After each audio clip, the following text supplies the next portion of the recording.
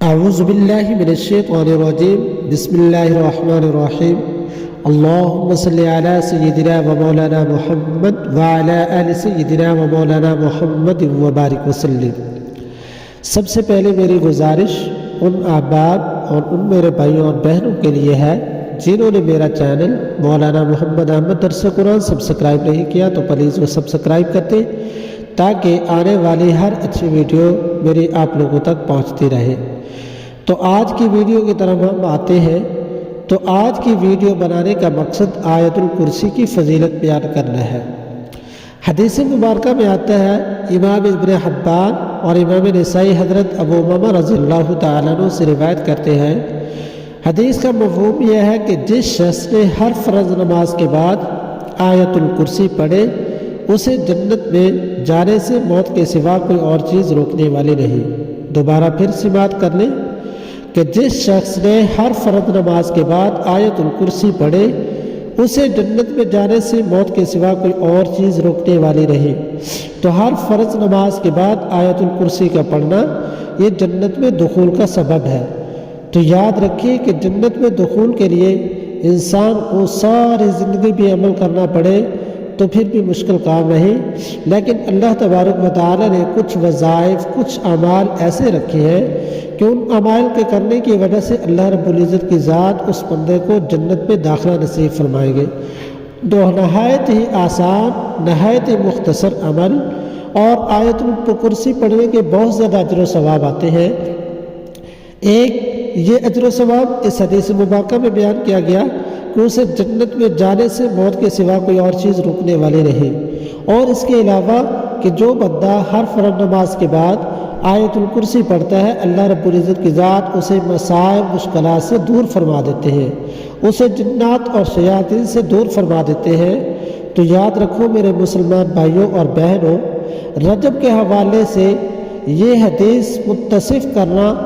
اور یہ حدیث بیان کرنا کہ رجب کے مہینے کے اندر ہر جمعرات کو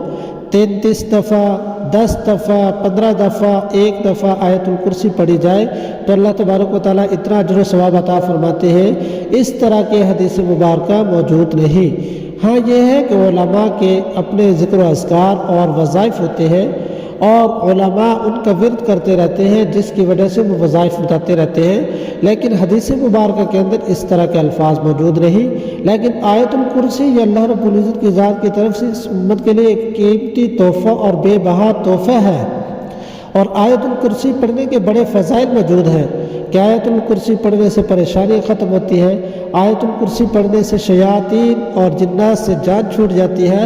آیت الکرسی پڑھنے کی وجہ سے اللہ رب العزت کی ذات جنت میں جگہ عطا فرماتے ہیں۔ تو رجب کے مہینے کے اندر اللہ رب العزت کے حضور جتنے اعمال، جتنی عبادات کی جائے اتنے زیادہ بندہ جنت کے قریب ہوتا جاتا ہے، لیکن اس طرح کے حدیث مبارکہ ذخیرہ حدیث کے اندر موجود نہیں ہے۔ تو آیت الکرسی یہ اللہ رب العزت کی ذات کی طرف سے بہت بڑا قیمتی تحفہ ہے کہ جس کی وجہ سے اللہ رب العزت کی ذات ہمیں جنت میں دخول یعنی جنت کا داخلہ عطا فرماتے ہیں۔ تو رجب کے مہینے میں پڑھے،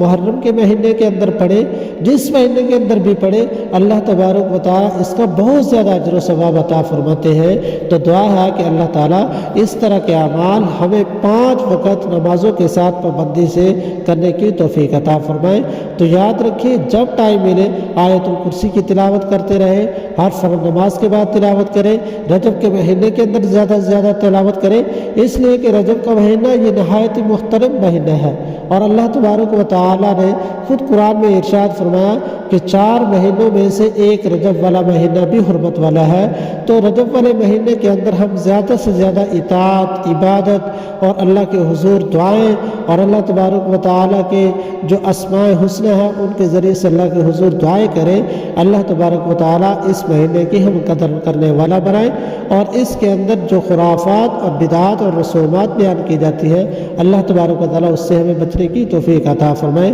اللہ تبارک و تعالیٰ مجھے بھی اور ہم سب کو عمل کی توفیق عطا فرمائے۔ وآخر دعوانا الحمدللہ رب العالمین۔